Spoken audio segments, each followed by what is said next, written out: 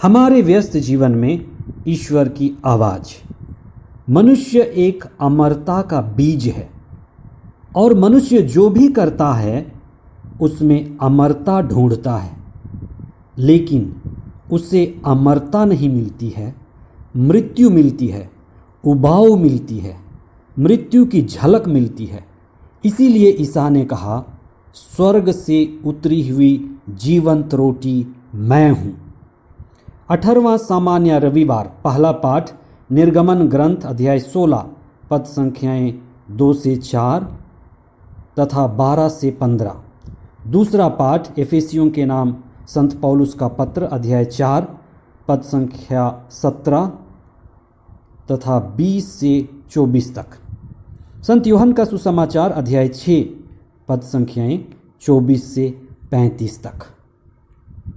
सभी बड़े शहरों में लोग दूर दूर से आकर रोजगार व काम ढूंढते हैं, जिससे वे अपने परिवार की रोजी रोटी की व्यवस्था कर सकें।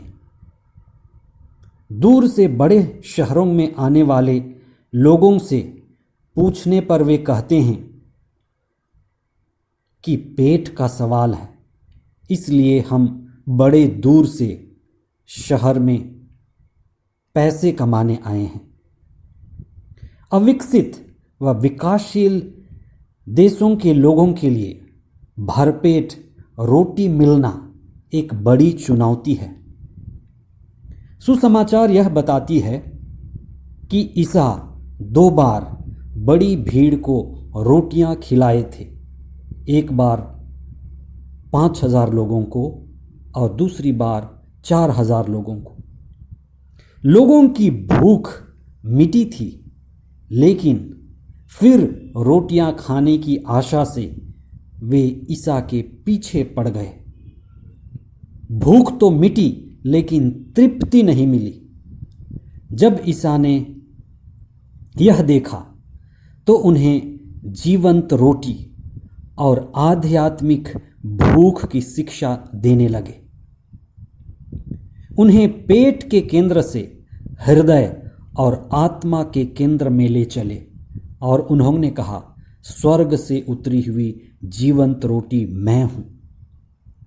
अगर एक भूखा व्यक्ति डॉक्टर से पूछ ले, डॉक्टर साहब मुझे कुछ ऐसी दवा दे दीजिए जिससे मुझे भूख ना लगे, तो डॉक्टर क्या कहेंगे? जैसे समारी स्त्री ने ईसा से कहा, गुरुवर मुझे कुछ ऐसा जीवन जल दे दीजिए जिसकी आप बात कर रहे हैं, कि फिर मुझे इस कुएं के पास पानी के लिए आना ना पड़े, पानी पीना ही और लेना ही ना पड़े।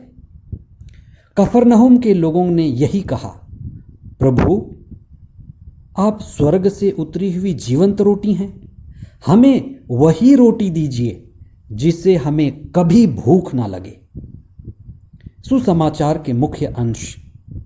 ईसा ने उत्तर दिया, मैं तुम लोगों से यह कहता हूं, तुम चमत्कार देखने के कारण मैं नहीं खोजते, बल्कि इसलिए कि तुम रोटियां खाकर तृप्त हो गए हो। नश्वर भोजन के लिए नहीं, बल्कि उस भोजन के लिए परिश्रम करो जो अनंत जीवन के लिए बना रहता है और जिसे मानव पुत्र तुम्हें देगा। क्योंकि पिता परमेश्वर ने मानव पुत्र को यह अधिकार दिया है। लोगों ने उनसे कहा, ईश्वर की इच्छा पूरी करने के लिए हम क्या करें? ईसा ने उत्तर दिया, उसमें विश्वास करो। लोगों ने ईसा से कहा, प्रभु आप हमें सदा वही रोटी दिया करें। उन्होंने उत्तर दिया, जीवन की रोटी मैं हूं। मनुष्य अमरता का एक बीज है और मनुष्य जो भी करता है उसमें अमरता ढूंढता है, स्थायित्व ढूंढता है, अनंत जीवन ढूंढता है, लेकिन उससे अमरता नहीं मिलती, मरता मिलती है, मृत्यु मिलती है, मरी मिलती है, मरी हुई चीजें या व्यक्ति मिलता है, अमरता नहीं मिलती। जिस चीज से भी आपका मन उब जाता है वो चीज या वह व्यक्ति जो उबाऊ हो जाता है उसमें मृत्यु झलकती है, मृत्यु का रूप दिखाई देता है, मृत्यु ही दिखाई देती है। जो व्यर्थता दिखा दे, जिसमें व्यर्थता दिखे, जहां व्यर्थता आ जाए वहां मन नहीं रुकता। मन तो अनंत व शाश्वत की खोज में सदा गतिशील है। बच्चे खाने से उब जाते, खिलौने से उब जाते, बड़े पढ़ाई से उब जाते और कोई काम से उब जाता है। कभी पत्नी पति से उब जाता, पति पत्नी से उब जाता, मित्र मित्र से उब जाता। ये प्रतीक है।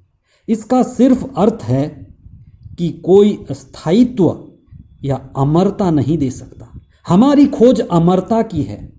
इसका सिर्फ अर्थ यह है कि दुनिया में कोई व्यक्ति या कोई चीज स्थायित्व हमें नहीं दे सकती।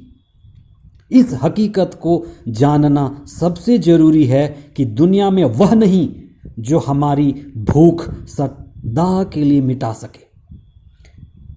इसीलिए ईसा ने कहा, स्वर्ग से उतरी हुई जीवंत रोटी मैं हूं।